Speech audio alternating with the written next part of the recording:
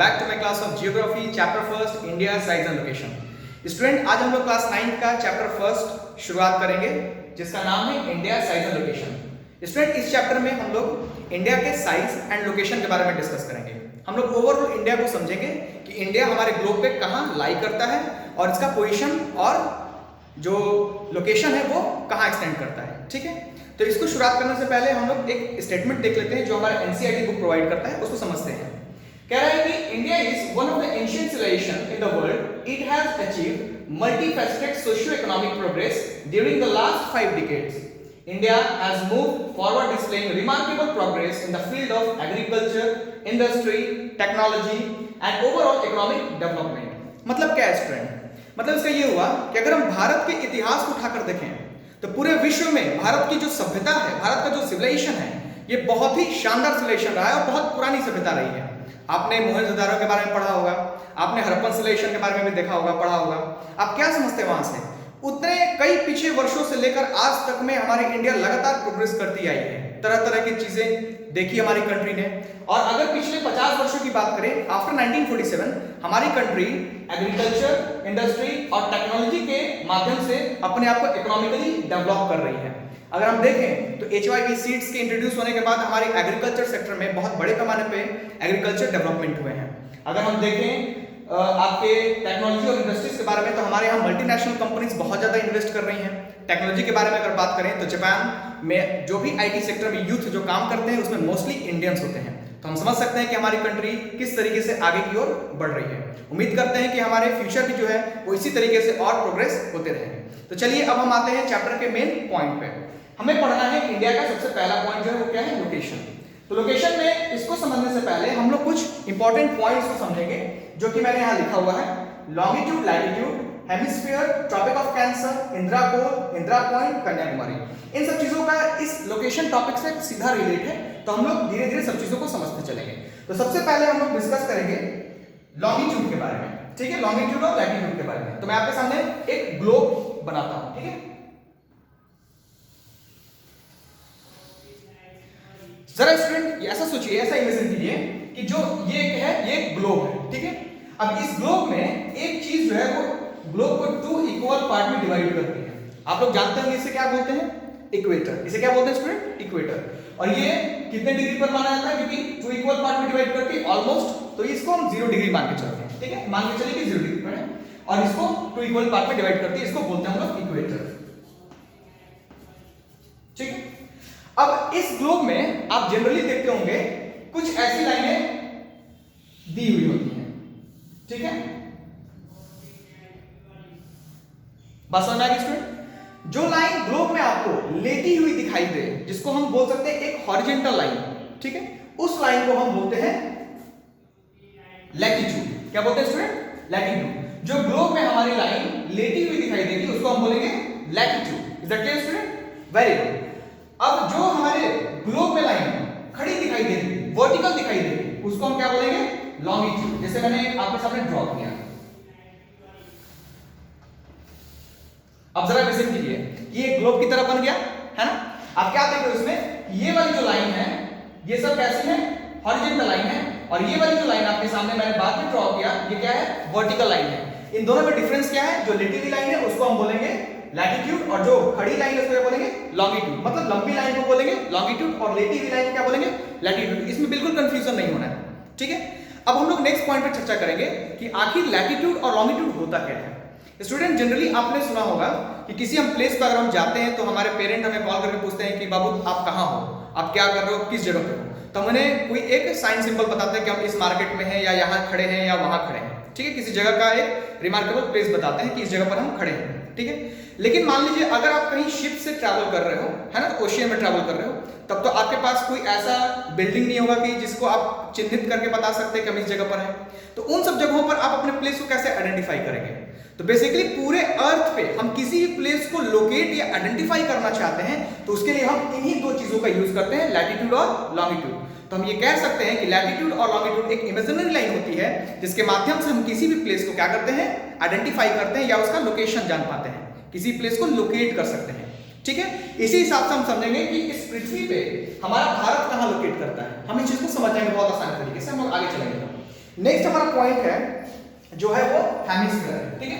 Hemisphere किसे बोलते हैं समझते हैं। देखिए आप देखिए जो हमारा ग्लोब है इसको 2 इक्वल पार्ट में डिवाइड किया गया है, ठीक है।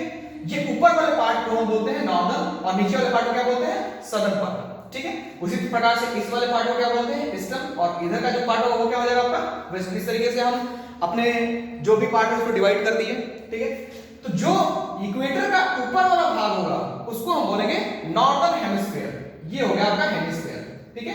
तो इस पूरे हेमिस्फीयर को क्या बोलेंगे, है ना, स्फीयर का हेमी मतलब हाफ, तो इस पूरे हाफ को हम क्या बोलेंगे नॉर्दर्न हेमिस्फीयर, और नीचे वाले पूरे हाफ को हम क्या बोलेंगे southern hemisphere. Is it clear student?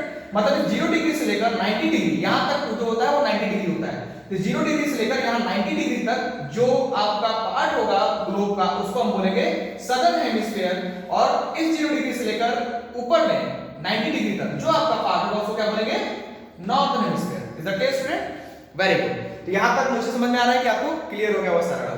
तो हमने हेमिस्फीयर को भी समझ लिया। अब इसके बाद आपका आता है ट्रॉपिक ऑफ कैंसर। तो अब हम ट्रॉपिक ऑफ कैंसर के लिए हम दूसरा एक ग्लोब फिर से बनाते हैं, ठीक है, ताकि आपको आइडेंटिफाई करा सकूं। मान लीजिए ये ग्लोब है, ठीक है। अब इस ग्लोब को मैं फिर उसी तरीके से 2 इक्वल पार्ट में डिवाइड करता हूं इक्वेटर से। इक्वेटर के ऊपर एक इमेजिनरी लाइन जाती है जिसको हम लैटिट्यूड बोलेंगे, जो कि एक हॉरिजॉन्टल लाइन होगी। इस लैटिट्यूड को हम बोलते हैं ट्रॉपिक ऑफ कैंसर। ये इंपॉर्टेंट लाइन होता है ट्रॉपिक ऑफ कैंसर, ठीक है। मतलब ये वाली जो लाइन है इसको हम क्या बोलेंगे ट्रॉपिक ऑफ कैंसर। इसके ठीक ऊपर जो एक लाइन जाती है उसको हम बोलेंगे आर्टिक सर्किल। क्या बोलेंगे स्टूडेंट? आर्टिक सर्किल, ठीक है।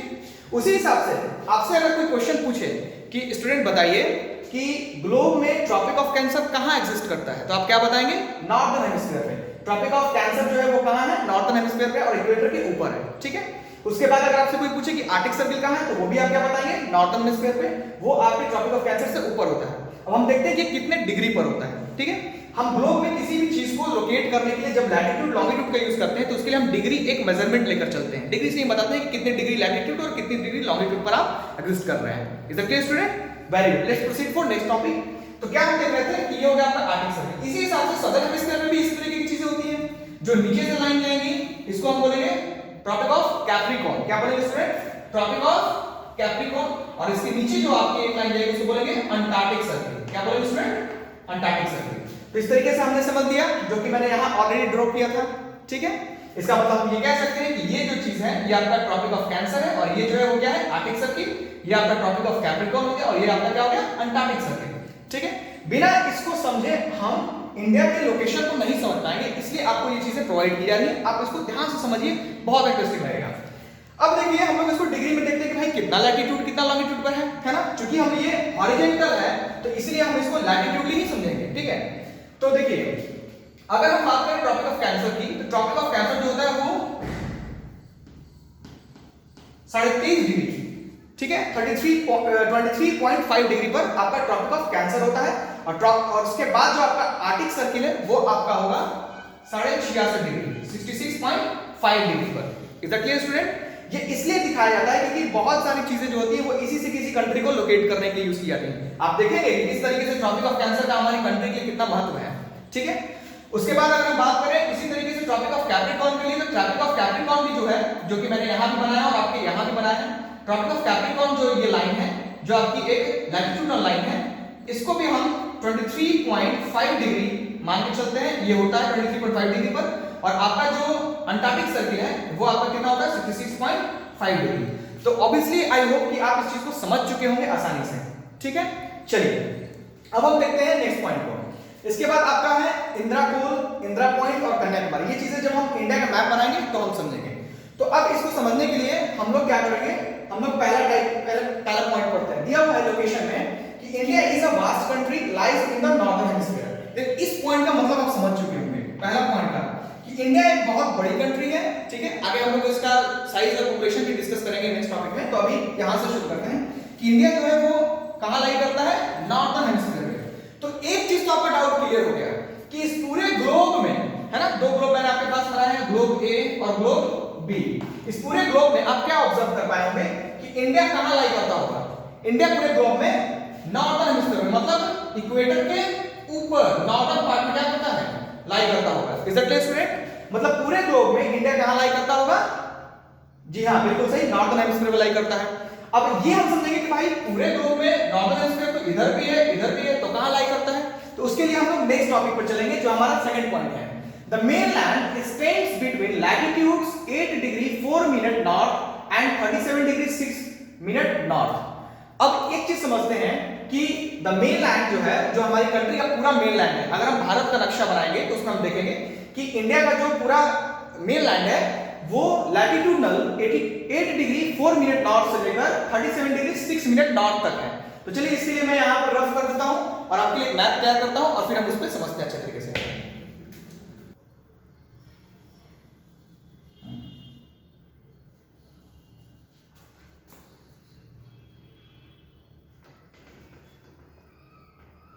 चलिए आपका मैप रेडी हो गया इंडिया का, आप समझ पा रहे होंगे, ठीक है। अब चलिए समझते हैं हम लोग इसमें।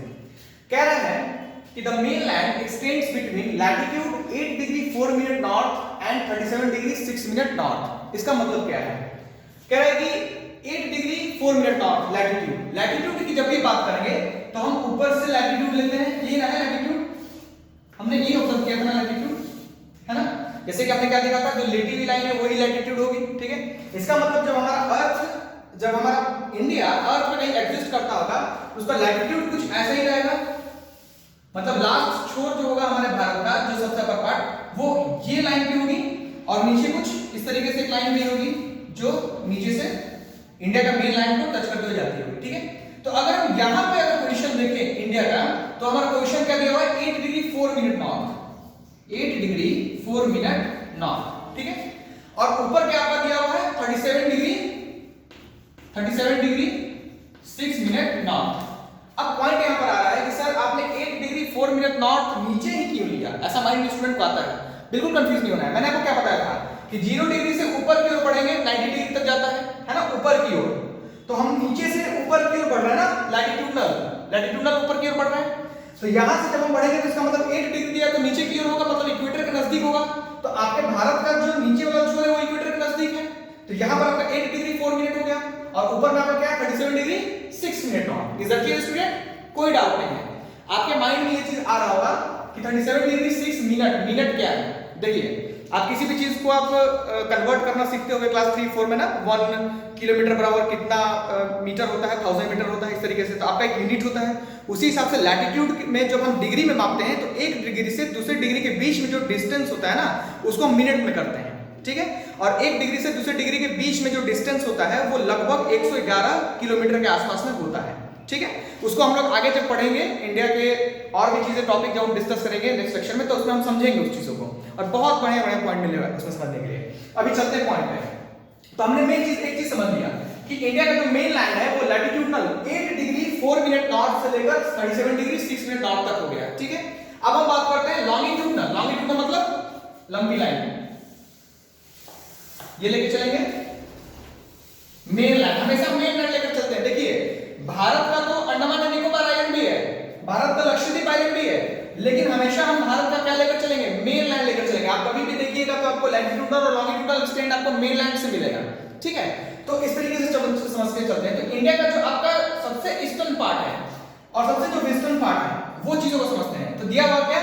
Longitude extend between 68 degree 7 minute east. अब यहां से लेकर चलेंगे 68 डिग्री 7 मिनट ईस्ट और इधर आपका क्या आ जाएगा? 97 डिग्री 25 मिनट ईस्ट। बिल्कुल सही है, ठीक है। 97 डिग्री 25 मिनट ईस्ट। अब इस पॉइंट को जरा समझिए कि सर आपने जब ये मैप बनाया तो आप तो दिखा रहे हैं 37 डिग्री 6 मिनट नॉर्थ, ये तो समझ में आया कि नॉर्थ में, इसलिए आपने नॉर्थ लिखा होगा, लेकिन साउथ वाले पार्ट को नॉर्थ क्यों लिखे हैं? ऐसा माइंड में क्वेश्चन आ रहा है। चलिए इसको समझते हैं आपको। देखिए होता क्या है कि जब आप ग्लोब की बात करेंगे तो ग्लोब में जिस तरीके से ये 0 डिग्री पर है उसी प्रकार से एक ऐसे भी 0 डिग्री पर जाता है। मैं आपके सामने ड्रॉ करता हूं, चलिए, है ना। इधर से भी एक लॉन्गिट्यूड होगा जो 0 डिग्री पर जाता होगा, ठीक है। इक्वेटर भी अपने आप में लैटिट्यूड है, इसी प्रकार से 0 डिग्री पर जाता होगा।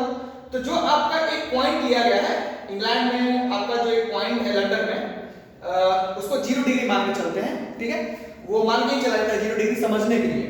तो जो भी ग्लोब का मतलब लंदन के 0 डिग्री से, ठीक है, वो आपका ग्रीनविच वगैरह सुने होंगे, ग्रीनविच मेरिडियन, जिससे हम टाइम लोकेट करते हैं या कंपैरिजन करते हैं किसी कंट्री के टाइम को वर्ल्ड के टाइम से, तो यहीं से कंपैरिजन करते हैं। तो जो यहाँ पर बसता है और हमारे भारत में जो समय होता है वो अलग होता है, उसके ऊपर भी हम लोग डिस्कस करेंगे आगे।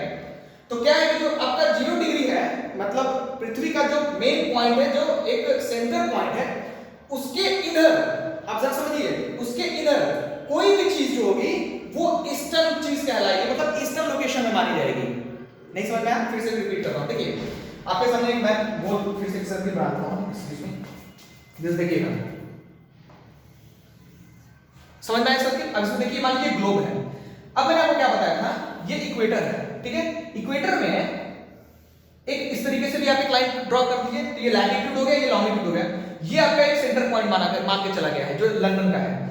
इसके इधर जो भी चीजें पाई जाएंगी, चाहे इसके इधर कोई कंट्री हो या फिर कोई स्टेट हो या कोई वाटर बॉडीज हो या कोई कॉन्टिनेंट हो, वो सारे के सारे ईस्टर्न माने जाएंगे। इसीलिए ये जो हमारा भारत है वो हमारे पूरे ग्लोब में वो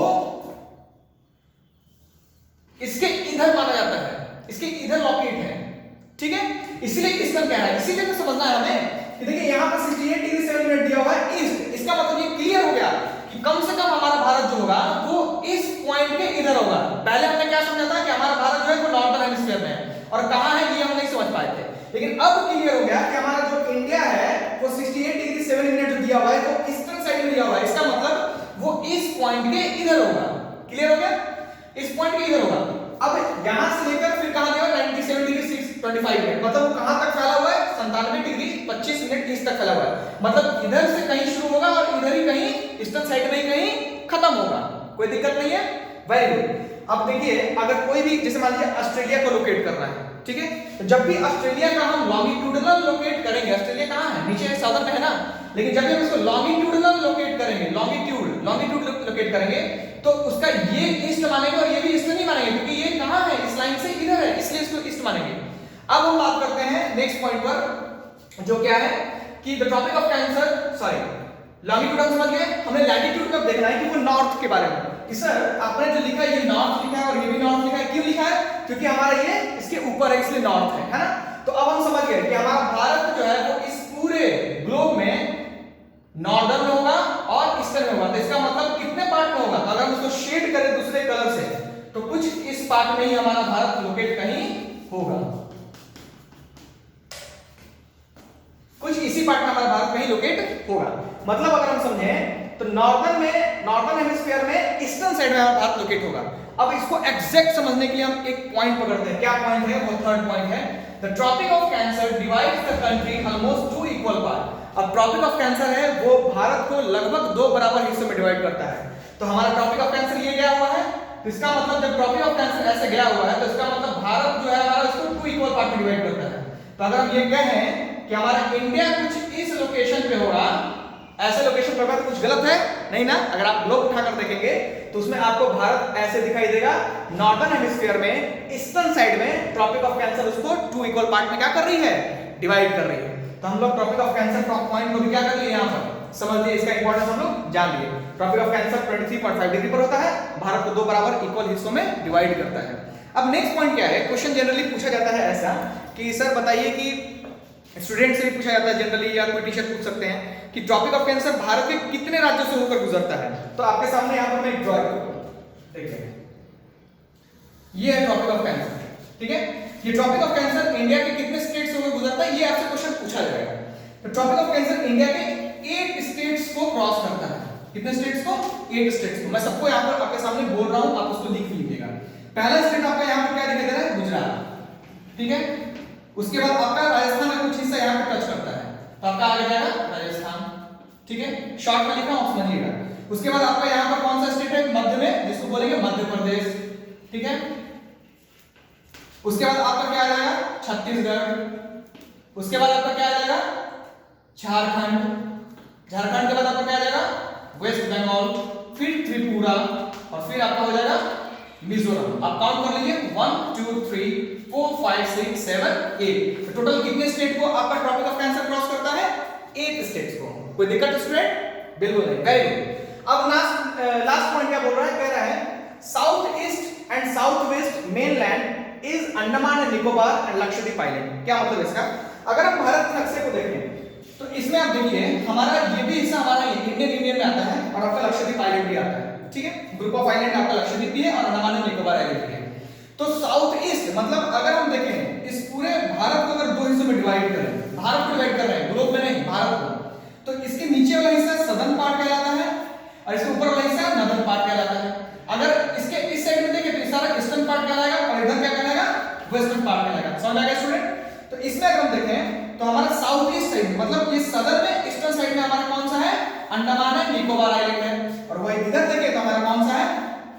बिल्कुल सही, लक्षद्वीप है, बस ग्रुप ऑफ लक्षद्वीप आइलैंड है, ठीक है। गुड। नीचे आपका श्रीलंका बना हुआ है, श्रीलंका और आपके जो तमिलनाडु के इसके बीच में जो वाटर बॉडीज है जो बे ऑफ बंगाल को और इंडियन ओशन को कनेक्ट करती है, इसको बोलते हैं पाक स्ट्रेट। इसको क्या बोलेंगे स्टूडेंट? पाक स्ट्रेट, ठीक है। जिस तरीके से इंपॉर्टेंट चीजें मिलेंगे आपको पढ़ेंगे, जैसे कि आपको यहां मिल जाएगा gulf of Khambhat, gulf of Mannar आपको यहां मिल जाएगा। आगे भी हम डिस्कस करेंगे इसके बारे में। अब इसमें लास्ट आपको क्या समझना है, इंपॉर्टेंट जो रह गया पॉइंट वो है आपका इंदिरा कोल। देखिए जनरली आपके यूपीएससी में भी या बीपीएससी में भी जनरली 1 मार्क्स में या फिर आपके ओलंपियाड वगैरह में एनटीएससी में क्वेश्चन पूछ देते हैं कि इंदिरा कोल क्या है। तो इंदिरा कोल आपके भारत का सबसे नॉर्दर्न पॉइंट है, आपकी इंडिया का सबसे नॉर्दर्न पॉइंट, लास्ट पॉइंट है इंदिरा कोल, जो आपका काकोरम रेंज में मौजूद है। कहां मौजूद है? काकोरम रेंज में। और इंदिरा कोल और इंदिरा पॉइंट जो है वो आपके भारत का सबसे सदर्न पार्ट है। वो कहां लाई करता है? आपके अंडमान एंड निकोबार आइलैंड में। 2004 के बाढ़ में वो डूब गया था, सुनामी में वो डूब गया था, ठीक है, जिसमें आपको चाइना का बहुत ज्यादा इफेक्ट, सॉरी चेन्नई को बहुत ज्यादा इफेक्ट हुआ था। तो 2004 के सुनामी में वो डूब गया था। तो लास्ट पॉइंट जो southern most point of our Indian union, जब भी क्वेश्चन पूछे इंडियन यूनियन मतलब इंडिया में ही नहीं, इंडिया के जो लैंड जो आपके वाटर में मौजूद है आइलैंड ग्रुप में, उन सबको मिलाने के बाद आपका सदर्न मोस्ट पार्ट कौन सा है? तो आप क्या बताएंगे? वेरी गुड, ये बताएंगे इंदिरा पॉइंट जो कि आपका कहां है? अंडमान एंड निकोबार आइलैंड में मौजूद है, सबसे लास्ट पॉइंट में, ठीक है। अगर जनरली पूछते कि इंडिया के मेन लैंड में आपका सबसे सदर्न पार्ट कौन सा है, तो आप क्या बताएंगे स्टूडेंट? कन्याकुमारी, ठीक है। कन्याकुमारी सबसे लास्ट में है, तमिलनाडु में आता है। बहुत लोग कंफ्यूज होते हैं केरला में आता है, लेकिन ध्यान रखिएगा तमिलनाडु में आता है, ठीक है। और इसी के जस्ट नीचे आपको गल्फ ऑफ मन्नार मिलेगा, फिर आप आगे की ओर बढ़ेंगे, ठीक है। चलिए, तो हम लोग बेसिकली समझ गए, हमने इंडिया को भी लोकेट कर लिया। तो अगर आपको कहीं भी कोई प्रॉब्लम होती है कुछ समझने में तो जरूर आप मेंशन कीजिए। आई होप आपकी सारी समस्याओं का समाधान मैंने इस बोर्ड पे लगभग कर दिया है। अगर इसके बावजूद भी कुछ भी रह जा रहा है तो आप कमेंट में मेंशन कीजिए, मैं आपको बताऊंगा। मिलते हैं अगले क्लास में एक शानदार टॉपिक के साथ, इसके फर्दर टॉपिक के साथ। तब तक के लिए जय हिंद।